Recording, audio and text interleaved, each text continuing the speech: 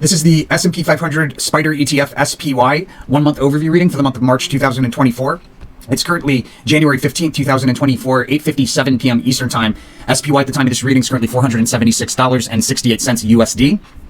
The shuffle video that we're about to play for you for the March reading was created on January 8th, 2024 at 7:53 p.m. Eastern Time. That's this video here in the lower left corner. So the overall theme and behavior for SPY in March, the moon card indicates a sharp drop that'll stand out on a one-year chart scale. Sometimes it appears within some bearish price swings. Sometimes it's just flat out just a sharp drop. Either way, it's crossed with the Queen of Discs. Queen of Discs indicates that we revisit a key support level that was recently a past opportunity within a period of sideways rotation where there's a sharp drop that stands out in that period of sideways rotation. So my sense is that we probably have this drop to key support level on a one-year chart scale, and then we continue.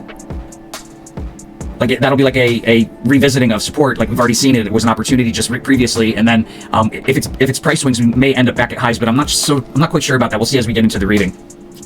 As far as price levels, my sense is I'm thinking that we probably.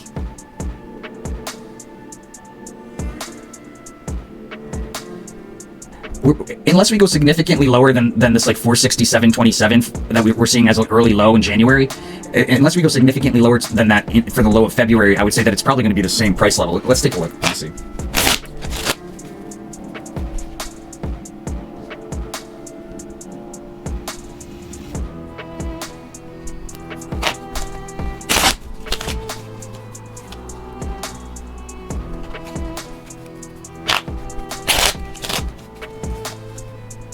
It looks like it's lower price level than 467. Interesting. Okay, so it actually looks like the March low is going to be slightly higher than the February low. So we'll have to wait and see what the February low is to get a clear idea of what that price level could be for the March low. But in any case, it'll be a significant support that we're revisiting on a one-year chart scale, and the behavior around the highs for the month. We have a failed attempt to break through key resistance, followed by a decline through key support that's on a one-month chart scale. And the thing about that key resistance, actually the key resistance is probably on a one-year chart scale, is that technicals moving into that attempt at resistance, technicals will lead us to believe that we're going to break out through it, usually because we've just like established false support. And so you get this disappointment because everybody's expecting us to break out. Usually you pop through it just momentarily and then you turn around and you break back down through that falsely established support. So that's the type of behavior that we'll most likely see around the highest high of the month of March. And then there's a notable fake out on a one-year chart scale around the March low. Generally speaking, when you see the devil card in the low significator position, it's indicating a fake out, and that fake out is often because we're testing lowest lows, where there's like some sort of chart behavior that indicates that we're going to go lower than we do. And like there's some sort of like false indicator that's triggered, and you think that we're going to go lower, but instead we turn around and we go higher out of the low. That's what I'm seeing as far as the behavior around the lowest low. In any case, before we go any further, I'm going to get into where the highest highs and lowest lows are, where the crests and the peaks are, and as well as the day-by-day chart behavior and the trades that I see, how to enter and exit. All of that in just a moment. The whole purpose of the channel is to transmute some of the competitive energy of the stock market into goodwill. We do that by following the rule of karma for the channel. You go to the resources tab of our website, Tarot for Traders, and 5% of the profits from every profitable trade utilizing this information should be donated forward to one of these charities, or pick a charity of your choosing, as long as you're paying 5% forward, and then 5% should be sent back to the channel through one of these links. If you're international, you can use Wise, or you can use YouTube tips, and that leaves you at 90%. Make sure to spend that 90% out of love. As long as you follow those rules, you follow the rule of karma for the channel, the universe considers you an angel investor. It's going to send it back to you tenfold for following through. Blessings to all my angel investors. So let's get back into it. A 1-month SO meta-analysis reading. Each card going left to right across the screen represents one trading day out of the year, or one trading day out of the month, I should say. And it's important to understand that not each card's energy will necessarily line up perfectly with one day of time. Certain cards' energies are prolonged more than others. And with that said, not each card's energy will line up perfectly with 24 hours of time. So you have to give it plus or minus a day of wiggle room here or there in some cases. In most cases, it'll be very, very accurate, like to the day. Some cases, it'll be off by a day. So you want to pay attention to the sequence of events as outlined, because the sequence of events will keep you on track even in cases where we're plus or minus a day. And in cases where we are plus or minus a day, it doesn't last long. We usually pop right back onto on-point timing. All right, so on the first, we have a significant move. Looks like there's a rally to the upside there, and very likely our highest high for the month of March. If we were to have just one highest high, I would say it's very, very likely to be right there on the first. Coming out of February, where we had some highs at the end. In any case, there's some cross-reading congruencies here on the one-day readings, indicating a strong probable location of a highest high here. So we have a notable move to the upside and trade opportunity at a peak about midday through the day. It actually looks like it's in the earlier part of the day that we have a highest high there, and there's an opportunity in the midst of a rally into that peak to open up close a long position, to open up a short position. The fourth, we have a sideways fluctuating rally. Very likely, we see our lowest low towards the end of the day. First off, we see our lowest low thus far towards the end of the day on the first, and then our lowest low thus far again on the fourth, probably midday. Now it actually looks like it's towards the later part of the day. we see a lowest low thus far again, but it's also probable location of a highest high one more time. Like this, it would be the same price level. If they're not the same price levels, then this will be higher than all of the highs, like moving forward. I'll talk about that in more detail, but there's a trade opportunity here on the 4th with the sideways fluctuating rally that precedes a decline. On the 5th, we actually see the reversal that the fortune card speaks of on the 5th. It actually takes place like right on the cusp of the 4th, 5th, and then there's another lowest low significator cross-reading correlation midday on the 5th. So likely a lot of like a notable reversal around the 4th, 5th there. On the 6th, we have a pop and drop, and towards the end of the day, there's a breakout to a peak or crest. Looks like that's likely a significant crest or peak.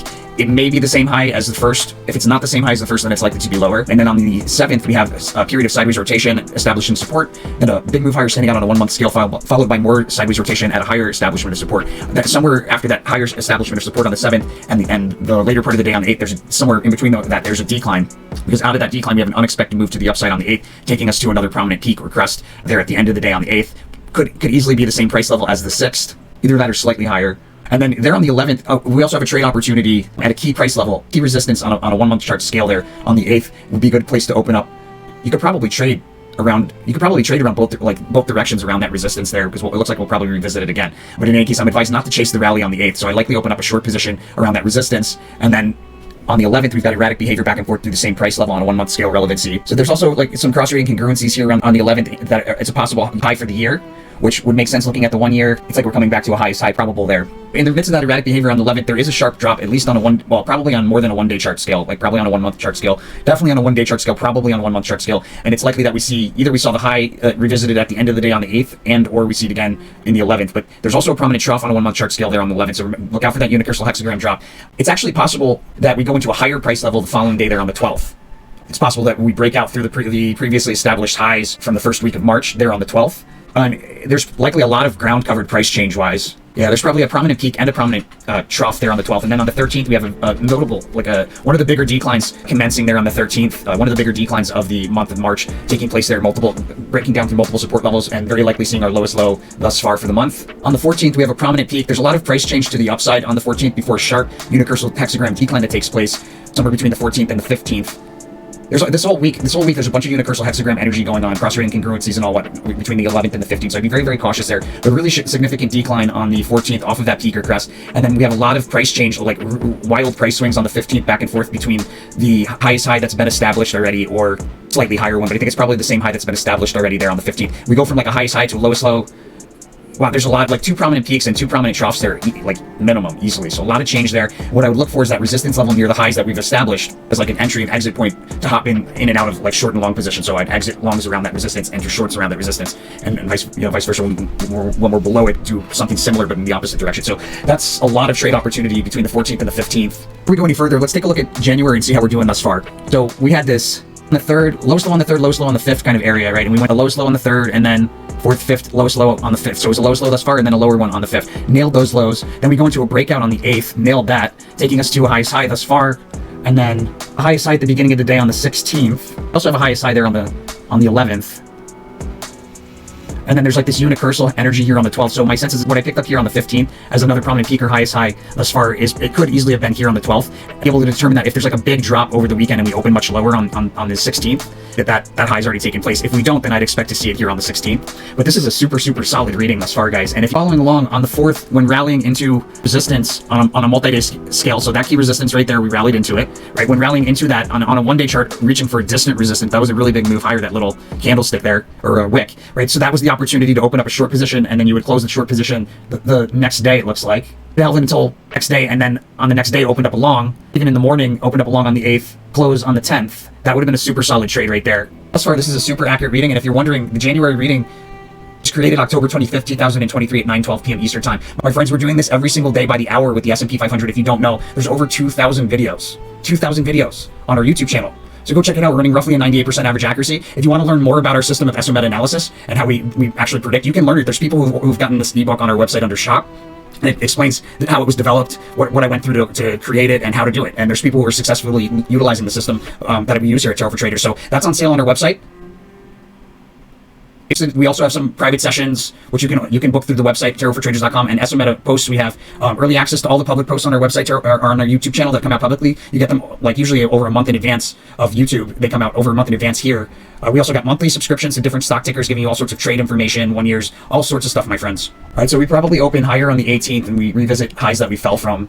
peaks that we fell from on the 15th in the midst of those like wild swings. From that resistance, it seems like it's highlighted on the 19th, but there's a decline that commences from that resistance, taking us into a trough around the cusp of the 19th, 20th. And then out of that decline on the 20th, there's a fast sudden move higher marking the end of that decline. That fast sudden move higher might even take place on the cusp of the 19th, 20th. Hard to say, but there'll be a trough, like a lowest low, like a lowest low thus far there on the 20th.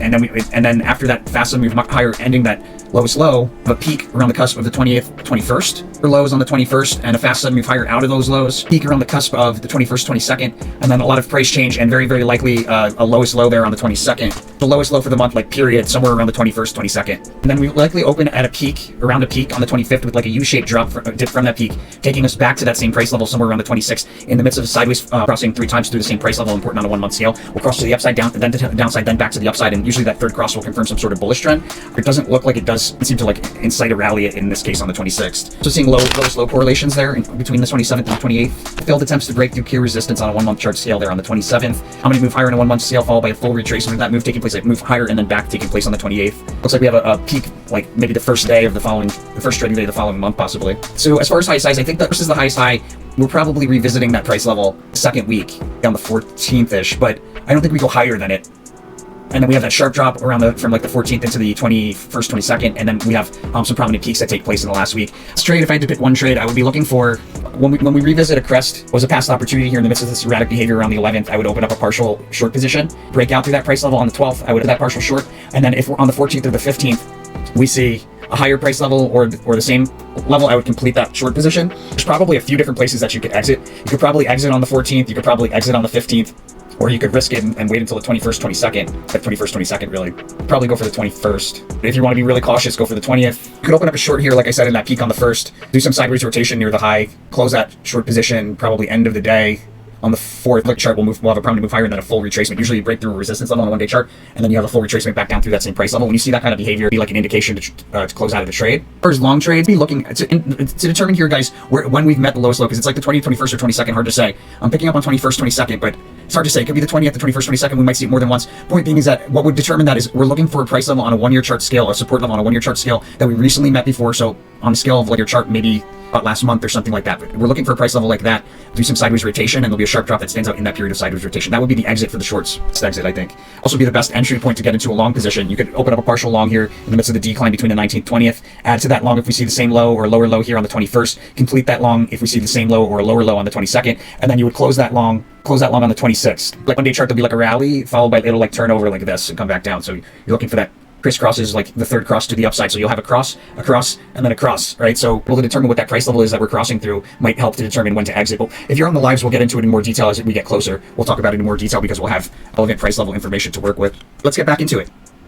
When we're looking at it we're looking at S&P 500 from a 1 year chart standpoint, kind of like as in the sequence of events, we're kind of like here between March and April, right? As far as cross reading concurrences, we've got the swiftness card here early April. We've got the strength card very prominently, but its correlations are early in the month. So we're kind of like between the two. We see the April low correlator card here on the 18th, right? So that's where we are kind of between the two. But on a 1 month kind of scale, what I would probably be looking for is the opportunity around this low to open up a long position for if I'm going to do like a multi-month swing trade, I want to open up a long position before this big move, this fast sudden move higher taking us to in April, like on a 1 year chart scale, this could easily be another highest high, I should say. Do that from a multi-day swing trade. I would look to open up and partial long positions. If I'm not looking to close them, you could either close them the following week or you could hold them into the April high, which is probably better bet, but more risky, right? I would open up partial long here on the 20th, add to it on the 21st if there's a better opportunity, complete it on the 22nd if there's a better opportunity. And then I would just hold those into April, and we'll talk about where to exit when we get into the April reading. And that's SPY for March 2024. My friends, thank you so much for supporting the channel. Just make sure to follow that rule of karma. You know where to go. You know what to do. We're counting on you here at Tarot for Traders. Blessings to all my angel investors. See you guys on the next one. Oh, and you know what? Real quick, guys, you could have got this information way sooner if you signed up for our free newsletter. Right here on our website, on the first page, homepage, just sign up for the free newsletter here. You get the S&P 500 1 month sent to you. The earliest that you can possibly get it is through this newsletter, and it's free. Just sign up, and you'll get it way ahead of everybody else. Later.